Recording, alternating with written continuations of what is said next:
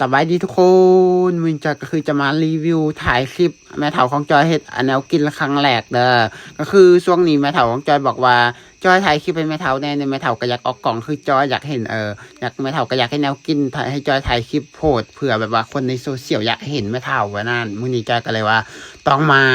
สอนแม่เฒ่าคือแบบจอยจะเป็นคนจับกล่องแล้วก็สอนแม่เฒ่าแบบมาเฮ็ดแนวกินก็คือแนวกินมื้อก็คือต้มแบบง่ายๆทุกคนเริ่มแรกก็คือจะเอาแบบง่ายๆก็คือต้มไข่นกกระจอกเทศเด้อคือไข่นกกระจอกเทศมันจอยไปซื้ออยู่ในนครหลวงมา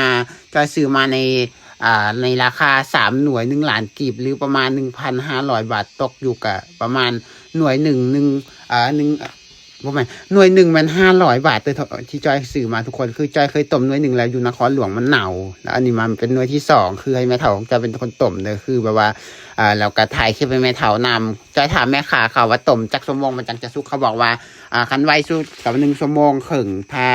ด้นกับประมาณ2 ถึง 3 ชั่วโมงจังจะสุกคันเนาะต้มประมาณ30 นาทีมันจะบ่สุกแล้วจะต้องต้มอย่างหน่อยกับประมาณ1 ชั่วโมงครึ่งมันจังจะสุกเพราะฉะนั้นจอยก็เลยให้แม่เฒ่าเป็นคนต้มมื้อนี้ทุกคนต้มปลาไว้โดนสักพักหนึ่งผ่านไปประมาณ2 ชั่วโมง3 ชั่วโมงแล้วคิดว่ามันน่าจะสุกแล้วก็คือจะต้องเกี่ยมป่วงเลยแต่ว่าโดยรวมทุกอย่างมื้อนี้มันจะเห็นแต่หน้าแม่เฒ่าของจอยเด้อเพราะว่าจอยเป็นให้แม่เฒ่าเป็นคน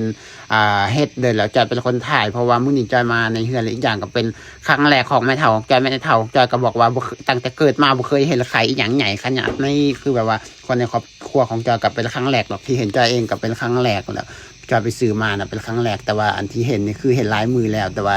อันมันครั้งแรกที่ซื้อนะทุกคนก็คือไข่นกกระจอกเทศเด้อปกติเห็นในโซเชียลแต่ว่ามื้อนี้มันเอามาตัวเป็นเลยไปซื้อมาในราคา1 หน่วย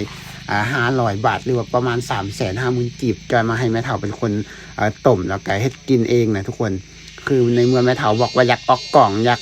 เฮ็ดแนวกินให้จอยเป็นคนถ่ายคลิปแล้วมื้อนี้จอยก็คือต้องเฮ็ดแบบง่ายๆคือให้แม่เฒ่ามาต้มไข่ก่อนก็คือไข่นกกระจอกเทศเลยทุกคนหลังจากต้มมันสุกแล้วนู่นนั่นแช่น้ำไว้โดนสักพักหนึ่งแล้วก็ให้แม่เฒ่าจอยมาแกะเลยทุกคนอันนี้คือเป็นหน่วยที่2เลยที่จอยมาแกะเพราะว่าหน่วยแรกมันจอยต้มอยู่ที่นครหลวงเมืองหลวงประเทศลาวเลยอันนั้นก็หวนคือกันแล้วอันนี้มาต้มอันนี้ก็คือหวนคือกันทุกคนตอนนครเขาสักสันมันก็คือจะหวนเพราะว่าซื้อน้ำแม่ขาเขาบอกว่าเป็นไข่เข้าจอยก็เลยว่ามันน่าจะบ่เหม็นบันไดดอกไข่เข้าก็เลยว่าซื้อมากับพ่อซื้อมาเท่านั้นแหละทุกคน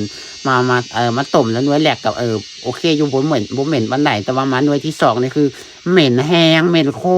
ตรเหม็นจนว่าครับเพื่อนทุกคน แต่ว่าแม่เฒ่าของจอยเรามักกินแบบเหม็นแบบนี้เราก็บอกว่าบ่ได้เหม็นอีหยัง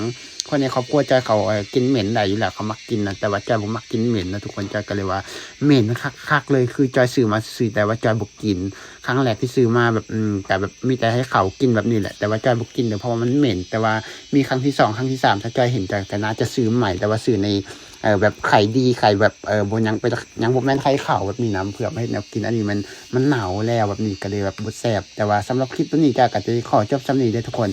แล้วพบกันใหม่คลิปหน้าแล้วก็บายพบกันใหม่คลิปหน้าเด้อ